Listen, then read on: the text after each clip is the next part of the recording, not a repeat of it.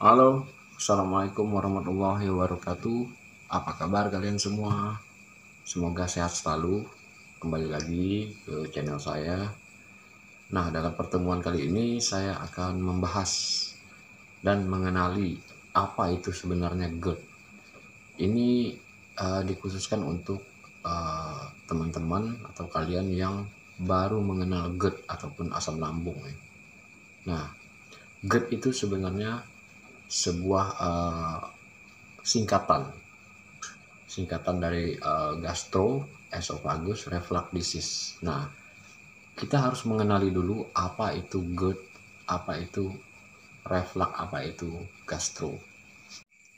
Gastro itu adalah lambung. Jadi huruf G itu adalah gastro, berarti lambung.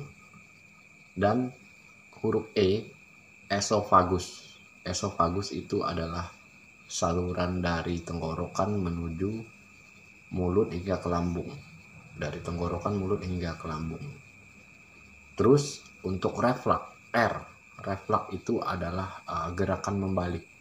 Gerakan membalik seperti makanan yang kita makan kembali naik ke atas. Itulah reflux. Sedangkan disease itu adalah penyakitnya. Nah, jadi kepanjangannya adalah gastroesophagus reflux disease.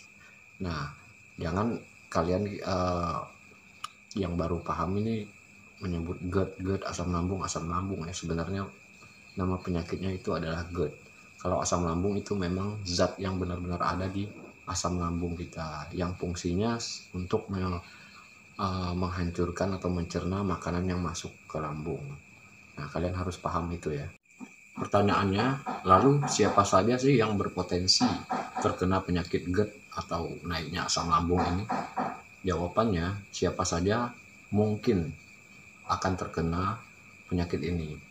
Jadi, yang lebih berpotensi besar adalah orang-orang yang memiliki berat badan yang tinggi, seperti orang gemuk. Yang kedua juga adalah sering mengkonsumsi makanan-makanan yang mengandung gas. Dan juga orang-orang yang memiliki lambung sensitif. Jadi istilahnya orang ini tuh memiliki kelainan pada lambung, pengosongan lambung yang tidak seperti biasanya. Kadang pengosongan lambung itu kan pada normalnya bisa 4-6 jam. Nah, jadi pada orang yang mengalami lambung sensitif ini, pengosongan lambungnya itu lebih dari waktu yang standar. Bisa sampai 10-11 jam.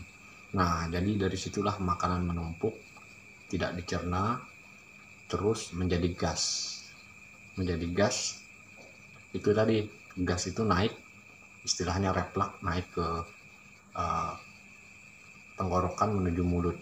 Makanya kadang-kadang cenderung ya, untuk orang-orang yang memiliki lambung sensitif ini, dia cenderung akan selalu bersendawa. Lalu apa sih tanda-tanda seseorang itu atau gejala seseorang itu terkena GERD? Yang pertama, gejalanya sangat mudah kita kenali. Yang pertama adalah gejalanya akan terasa panas di perut, naik ke dada, di sini ada tulang dada ya. Jadi terasa panas di belakang tulang dada. Itu dikarenakan adanya aktivitas gas ya yang bereaksi ya, kembali reflux tadi, naik ke atas. Dan gejala-gejala lainnya terasa sesak napas ketika mau tidur, agak sulit bernapas ya, karena mungkin ada aktivitas gas yang mengganggu di saluran napas ini. Dan yang kedua, selanjutnya untuk gejalanya itu ada juga yang batuk berterus-terusan, lalu sendawa terus menerus. Kadang seperti agak sulit ya menelan, karena kemungkinan sebagian besar ya pada nyatanya memang ada sisa-sisa makanan yang kadang tinggal di sini, nyangkut di sini. Nah, itu perlu kalian kenali ya. Kalian harus mengenali tanda-tanda itu. Nah, lalu apakah pola makan juga akan memicu penyakit GERD? Ya, jawabannya sangat-sangat iya. Jadi pemicu penyakit GERD itu tergantung juga pola makan kita. Kalau kita sering makan berlemak, makan yang sering banyak minyak, pedas-pedas, dan minuman yang beralkohol ataupun yang mengandung kafein, itu akan memicu GERD. Karena lama-kelamaan lambung kita akan secara tidak langsung tidak memberi alarm ya, memberi alarm bahwa mungkin kita mengkonsumsinya terlalu banyak.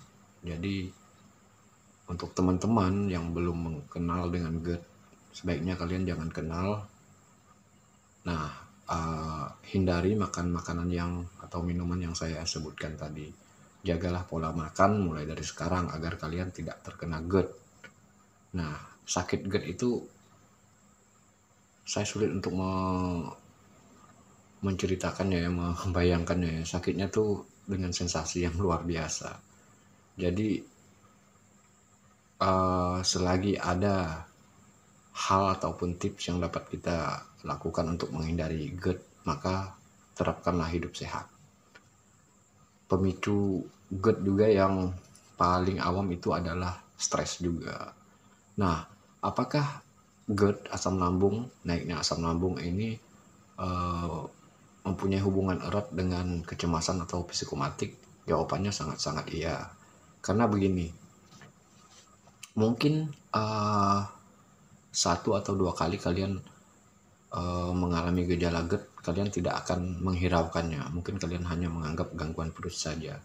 Nah, tapi kalau dalam setiap hari, dalam 1 bulan atau 2 bulan kalian merasakan sensasi di perut sampai ke dada, bahkan sampai muntah, otomatis kalian akan bertanya-tanya, bukan? Nah, dalam hati kalian akan bertanya-tanya, ini sebenarnya sakit apa sebenarnya? Sebelumnya saya tidak pernah merasakan ini. Nah, dari pertanyaan tersebut akan menimbulkan tanda tanya besar di dalam otak kalian. Nah, itulah pemicu awal dari kecemasan ataupun anxiety. Nah, saran dari saya, kalau kalian mengenali gejala-gejala yang saya sebutkan tadi ataupun mengalaminya, kalian harus segera cek ke ahlinya, ke dokter, bila perlu langsung ke dokter gastro ataupun dokter spesialis dalam untuk memastikan apa benar atau tidak itu murni dari gangguan lambung. Nah, dengan begitu kalian akan terhindar dari kecemasan. Mungkin kalian hanya menderita GERD-nya saja, tapi tidak dengan kecemasan.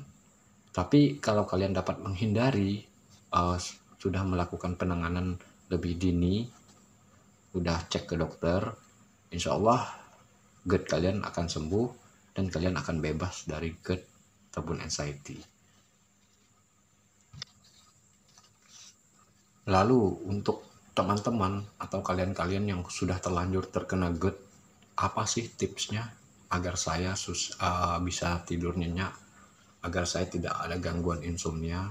Nah, sekarang saya akan memberikan tips untuk kalian yang menderita GERD agar kalian tidak insomnia, agar kalian bisa tidur nyenyak ya. Karena memang penyakit GERD ataupun yang disertai dengan kecemasan itu sangat-sangat mengganggu saat malam hari menjelang tidur. Mungkin kalian yang merasakannya pasti sudah memahami bagaimana rasanya ya kawan-kawan. Nah, yang akan saya berikan tips ini adalah saat kalian tidur, 3 atau 4 jam sebelum kalian tidur, itu kalian sudah atur waktu makan kalian. Jadi kesimpulannya, setelah makan malam, kasih waktu 3 atau 4 jam baru kalian boleh tidur. Jangan kalian kasih waktu atau jeda yang pendek. Misalnya kalian tidur tuh jam 9, kalian makan tuh sekitar jam 7. Nah, itu kan ada jeda 2 jam. Nah, untuk penderita GERD, proses pencernaan itu kurang optimal. Jadi butuh waktu lama untuk memproses makanan. Nah, dengan begitu, apabila kalian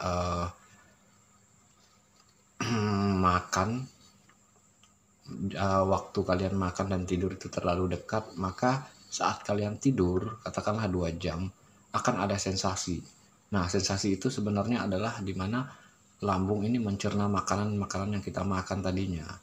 Nah, dengan begitu kalian akan pasti merasakan sensasi seperti heartburn lah, keliengan lah, sesak lah. Nah, itu yang harus kalian hindari ya. Terus yang kedua, posisi tidur kalian. Posisi tidur kalian yang lebih enak kalian rasakan. Yang pertama, posisi kepala, bantal kalian bisa diganjal lebih tinggi. Jadi posisi kepala lebih tinggi dari tubuh. Nah, untuk menghindari reflux tadi, biar asam lambungnya tidak naik ataupun gasnya tidak naik ke kerongkongan.